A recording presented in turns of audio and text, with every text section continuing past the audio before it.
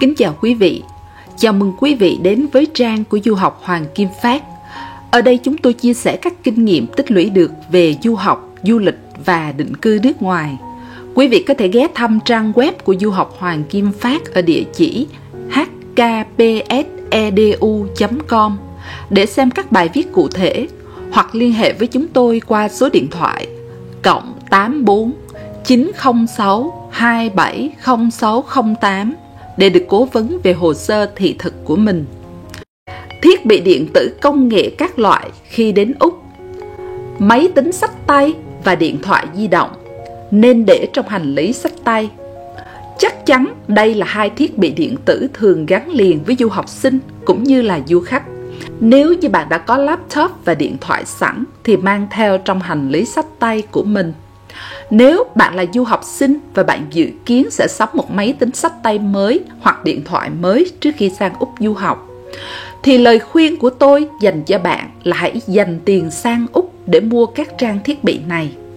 Tại sao vậy? Khi bạn mua hai mặt hàng này tại Úc, bạn sẽ nhận được các chính sách hậu mãi ở nước sở tại. Như vậy, các vấn đề liên quan đến bảo hành, sửa chữa hay hỗ trợ kỹ thuật bạn đều có thể sử dụng khi đang học tập tại đất nước chuột túi này. Phích cắm, ổ cắm điện du lịch kiểu Úc nên để trong hành lý xách tay.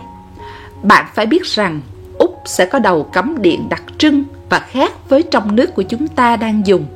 Do vậy, bạn cần chuẩn bị ổ cắm điện này trước khi đến Úc. Hãy để ổ cắm điện này trong túi xách tay để tiện sử dụng khi cần. Khi bạn quên thiết bị nhỏ nhắn này, bạn sẽ khá bất tiện trong những ngày đầu đến Úc. Hãy tưởng tượng máy tính xách tay, điện thoại hay tai nghe hết pin và không thể sạc được. Cực kỳ rắc rối, phải không bạn? Ổ cắm điện ở Úc là loại chéo, 3 chấu, chân dẹt giống như hình sau đây. Bạn hãy tìm mua loại thích hợp. Điện áp ở Úc có hiệu điện thế là 220 cho đến 240V, AC 50Hz. Nếu bạn đang ở các quốc gia sử dụng các điện áp khác thì cần sắm một bộ chuyển đổi điện, adapter. Nếu không cẩn thận, sự khác nhau về điện thế có thể làm hỏng thiết bị điện tử của bạn vĩnh viễn. Tôi có một lưu ý nhỏ ở đây là những trang thiết bị điện tử có pin sạc đều phải được để vào hành lý xách tay. Các hãng hàng không hoàn toàn không cho phép bạn để pin vào hành lý ký gửi. Nếu lỡ để vào thì lúc gửi hành lý họ cũng sẽ yêu cầu bạn lấy ra và sẽ rất phiền phức, tốn thời gian. Du học Hoàng Kim Phát có một video về danh sách 11 đồ dùng cần mang theo trong hành lý khi du học Úc.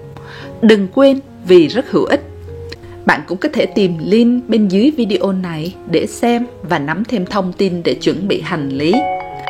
Nếu thấy nội dung này là hữu ích, kính mong quý vị chia sẻ thêm cho bạn bè và người thân của mình để lan tỏa thêm thông tin.